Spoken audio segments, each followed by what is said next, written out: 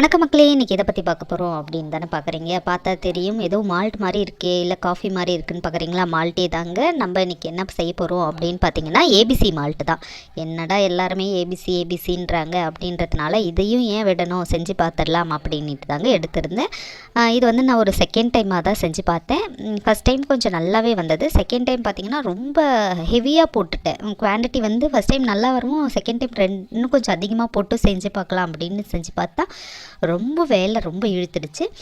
But வந்து இது வெளியே கொடுத்து வாங்குறதோட வீட்டில் எப்படி செய்யலாம் அப்படின்றது ஒரு லேர்னிங் ப்ராசஸாகவும் நான் பண்ணேன். பட் வந்து சூப்பராக இருந்ததுங்க. இந்த மாதிரி செஞ்சு நம்ம ஸ்டோர் பண்ணி வச்சுட்டோன்னா இந்த பூஸ்ட் ஹார்லிக்ஸ் அதுக்கு பதில் கூட நம்ம இந்த மாதிரி பசங்களுக்காக இருக்கட்டும் நம்மளாக இருக்கட்டும் டீ காஃபிக்கு பதில் இந்த மாதிரி நம்ம குடிச்சிக்கலாம் அப்படின்றதுனால தான் இதை எடுத்திருக்கேன். வாங்க இது என்னென்னலாம் தேவை, எப்படியெல்லாம் செய்யலாம் அப்படின்றதையும் பார்த்துடலாம். இந்த மாதிரி உதிரியாக நம்மளுக்கு வரணுங்க. அப்போ நம்ம ஸ்டோர் பண்ணி வச்சுட்டோன்னா சூப்பராக இருக்கும்.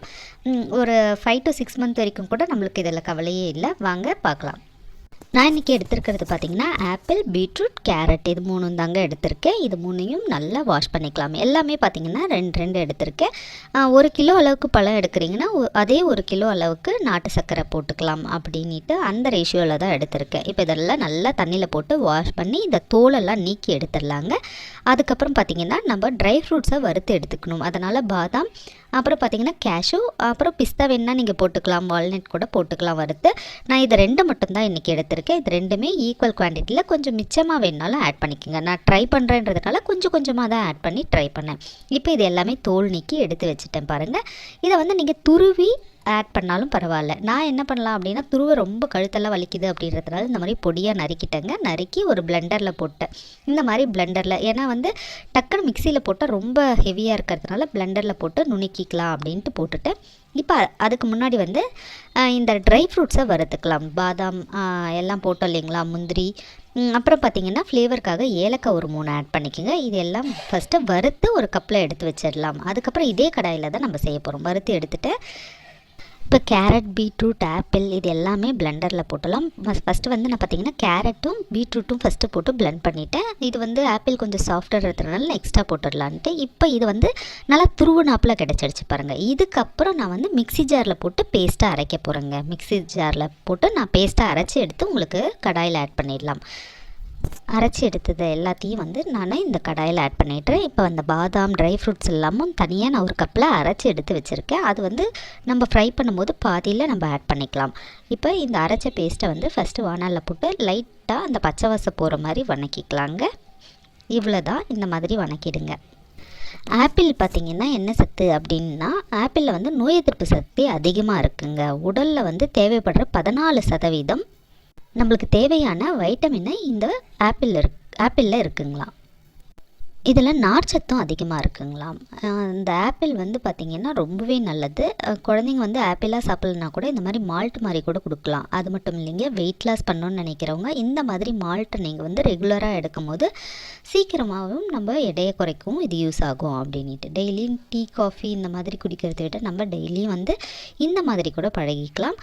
இதை வந்து நீங்கள் மால்ட் மாதிரி செய்யாத அப்படியே வந்து ஏபிசி, அதாவது ஆப்பிள், கேரட், அப்புறம் பீட்ரூட் இது 3 ஜூஸாகவே போட்டு டெய்லியும் குடிக்கிற மாதிரி கூட குடிச்சிட்டு வரலாம். ஒரு சிலரால் டெய்லி குடிக்க முடியாதவங்க இந்த மாதிரி மால்ட்டாக வாங்கிக்கோங்க. இப்போ இதெல்லாம் நல்லா வணக்கிட்டேங்க. இப்போ இதில் என்ன ஆட் பண்ண போகிறோம்னு பார்த்தீங்கன்னா ஈக்குவலாக நாட்டு சர்க்கரை 1 கிலோ ஃப்ரூட்ஸ்க்கு, வெஜிடபிள்ஸ்க்கு ஒரே கிலோ, எல்லாத்தையும் ஃப்ரூட்ஸ் அண்ட் வெஜிடபிள்ஸ் சேர்த்து 1 கிலோவுக்கு 1 கிலோ நாட்டு சர்க்கரையை ஆட் பண்ணுறேன். இதை நல்லா நம்ம வந்து இந்த மாதிரி கலரி விட தண்ணியாக விட ஆரம்பிச்சிடும்.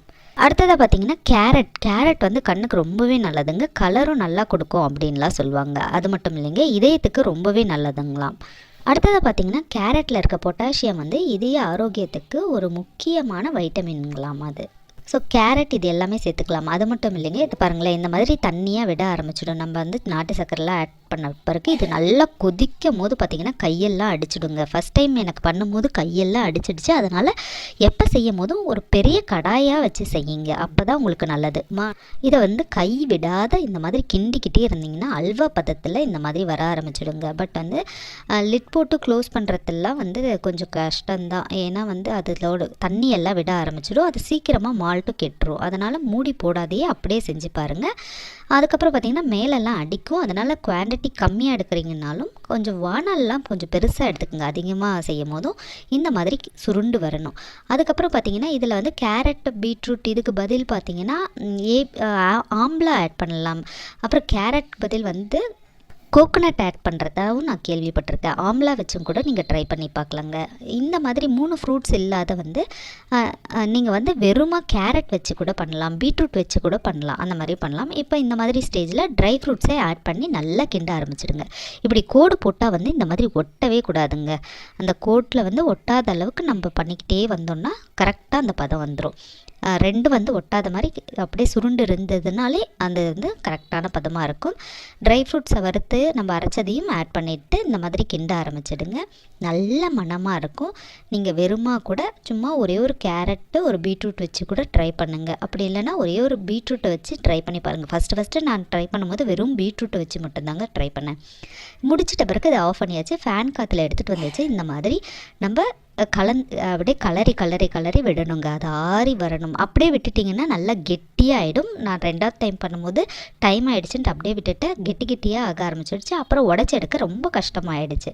ஃபேன் கிளாத்தில் உட்காந்து நீங்கள் இந்த மாதிரி பண்ண பார்த்திங்கன்னா நல்லா இப்படி உதிரியாக வர ஆரம்பிச்சிடும். ஸோ சூப்பராக வந்துடும். இந்த மிஸ்டேக்கை மட்டும் பண்ணாதீங்க. அப்படியே விட்டுட்டிங்கன்னா நல்லா கட்டியாக ஆக ஆரம்பிச்சிடும். ஒரு சிலருக்கு வந்து பதம் வரல அப்படின்வாங்க. அவங்க வந்து அப்படியே விட்டுருவாங்க. ஃபேன் காற்றுல உட்காந்து இந்த மாதிரி நீங்கள் வந்து அதை கலரிக்கிட்டே இருக்கணுங்க. இதில் முக்கியமான ப்ராசஸ் வந்து கலரிக்கிட்டே இருக்கணும், விடக்கூடாது. அதுதான் முக்கியமானது. இந்த மாதிரி உதிரியாக நம்ம கையில் உதிர்த்தி விட்டாலே வந்துடும். அதுக்கப்புறமேட்டா பார்த்திங்கன்னா மிக்ஸி ஜாரில் போட்டு நம்ம பொடியாக்கி எடுத்துக்கலாம். எதுக்கு அப்படின்னு பார்த்திங்கன்னா எப்பயுமே நல்ல ஒரு ப்ராடக்ட் செய்கிறோம்னா நல்லா இருக்கணும் இல்லைங்களா? அப்படியே பூஸ்ட் மாதிரி உளுறதுக்காக இந்த மாதிரி செஞ்சு நம்ம எடுத்துக்கலாம். இந்த பாருங்கள் எவ்வளோ சூப்பராக இருக்குது. உங்களுக்கு தேவைன்னா கூட இதை ஜலிச்சிக்கலாம். குழந்தைங்களுக்கு கொடுக்குறாங்க அந்த பாதாம் இல்லை அந்த வந்து ஏலக்காய் அதெல்லாம் வந்து வருது அப்படின்னாலும் நீங்கள் ஜலிச்சு நீங்கள் அதையும் எடுத்து வச்சுக்கலாம்.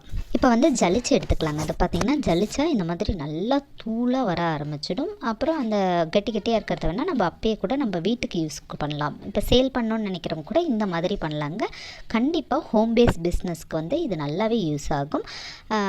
வீட்டில் இருக்கும் போது ஏதாவது பிஸ்னஸ் தொடங்கணும் அப்படின்னு நினச்சா கூட இந்த ஏபிசி மால்ட் அது கூட ட்ரை பண்ணலாம். இதுவும் நல்ல வரவேற்பு இருக்குது. இப்போ வந்து நிறைய பேர் இதை வந்து வாங்கி குடிக்க ஆரம்பிக்கிறாங்க.